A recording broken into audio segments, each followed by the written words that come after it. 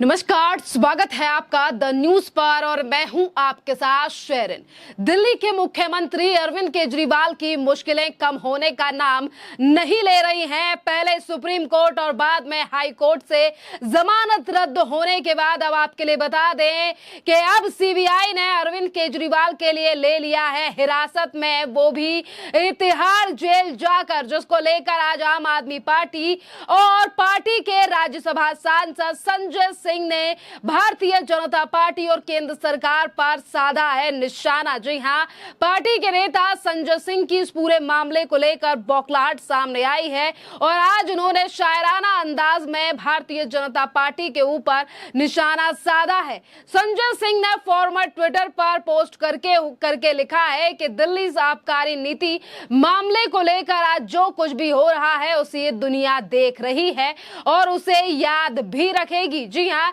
इसी के साथ संजय सिंह ने शायराना अंदाज में लिखा है कि हौसला आंधी है और आंधी नहीं रुकती, जुल्म के सामने सच्चाई नहीं झुकती, जिसका शेर कलेजा है उसका दुश्मन क्या कर लेगा, सब याद रखा जाएगा, जब हिसाब होगा तो दुनिया याद रखेगी। जी हाँ, ये शायराना अंदाज जो है वो शायराना अंदाज दिखाते हुए संजय सिंह ने ये कहा है कि जब हिसाब होगा तो दुनिया याद रखेगी, यानी कि फिर एक बार शराब घोटाले में जहां लगातार एक के बाद एक बड़ी चीजें सामने आ रही हैं, क्योंकि कल ही की बात है जब कोर्ट में सुनवाई के दौरान अरविंद केजरीवाल ने तमाम बड़े खुलासे किए, जिसको लेकर आज लगातार दिल्ली शराब घोटाले में आम आदमी पार्टी की मुश्किलें बढ़ती हुई नजर आ रही हैं और अभी तो पता नहीं कितनी और गिरफ्तारी होना बाकी है। जिस तरीके से दिल्ली के मुख्यमंत्री अरविंद केजरीवाल की बयानबाजी सामने आ रही है, क्योंकि इससे पहले भी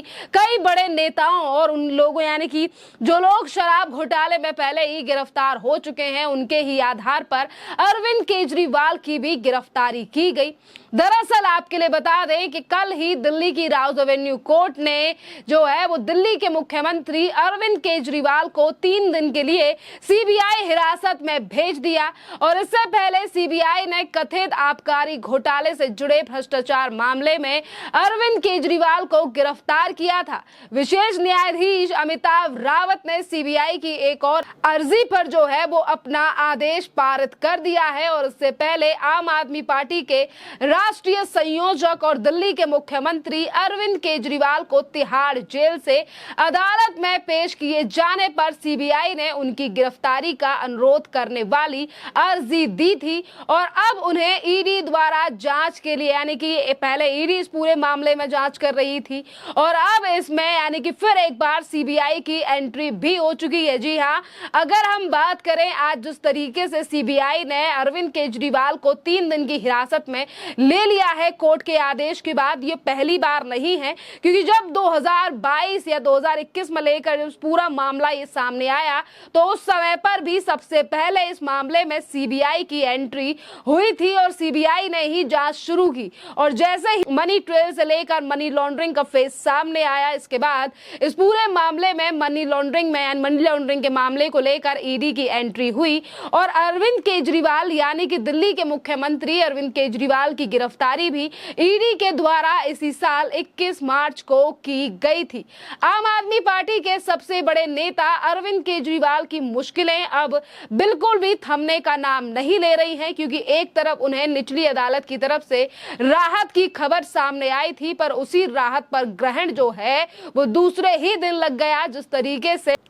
ईडी ने अरविंद केजरीवाल की जमानत को लेकर पहले हाईकोर्ट में अर्जी लगाई और हाईकोर्ट के में ईडी के खिलाफ जो है वो अरविंद केजरीवाल ने जब सुप्रीम कोर्ट में अर्जी मिलाई तो दोनों कोर्टों से ही जो है वो बड़ा झटका दिल्ली के मुख्यमंत्री अरविंद केजरीवाल को लगा और आज जिस तरीके से आम आदमी पार्टी के सुप्रीमो को यानी कि अरविंद केजरीवाल को सीबीआई ने गिरफ्तार कर लिया है और अब केंद्रीय एजेंसी यानी कि जो सीबीआई है अब वो अरविंद केजरीवाल से कौन कौन से सवाल पूछेगी और कितनी ही चीजें अब निकल कर सामने आएंगी, ये तो देखने वाली बात रहेगी। क्योंकि कल ही एजेंसी ने कोर्ट में ये दावा किया था कि केजरीवाल ने सारी जिम्मेदारी, यानी कि जो शराब घोटाला अभी तक तथाकथित था, वो शराब घोटाला जिसमें सिर्फ और सिर्फ अरविंद केजरीवाल या उनकी पार्टी के नेताओं को फंसाने की कोशिश की जा रही थी, जो घोटाला कभी हुआ ही नहीं, उसी को लेकर कल सीबीआई ने यह बड़ा दावा किया कि अरविंद केजरीवाल ने शराब पॉलिसी को लेकर सारी जिम्मेदारी मनीष सिसोदिया पर डाल दी और उन्होंने कहा कि इस पॉलिसी से मेरा कोई लेना देना नहीं है, बल्कि ये पॉलिसी तो मनीष सिसोदिया के द्वारा बनाई गई थी। जी हां, जिस तरीके का दावा कल सीबीआई की तरफ से मुख्यमंत्री अरविंद केजरीवाल के बयान को लेकर किया गया है, इससे अब आने वाले समय में काफी ज्यादा मुश्किलें अरविंद केजरीवाल और मनीष सिसोदिया और पता नहीं कितने और लोगों की बढ़ने वाली हैं। क्योंकि अभी तक जो पार्टी शराब घोटाले को लेकर केंद्र सरकार पर जिम्मेदार ठहराती थी, कहती थी कि कट्टर ईमानदार को बदनाम करने की कोशिश की जा रही है, मुख्यमंत्री ईमानदार हैं इसीलिए उन्हें जेल में डाला गया है, पर आज वही मुख्यमंत्री अगर शराब घोटाले को लेकर, शराब पॉलिसी को लेकर मनीष सिसोदिया के ऊपर सारी जिम्मेदारी डालते हैं, तो मनीष सिसोदिया की तरफ से क्या बयान सामने आएगा, इस पर भी सबकी नजरें टिकी हुई हैं।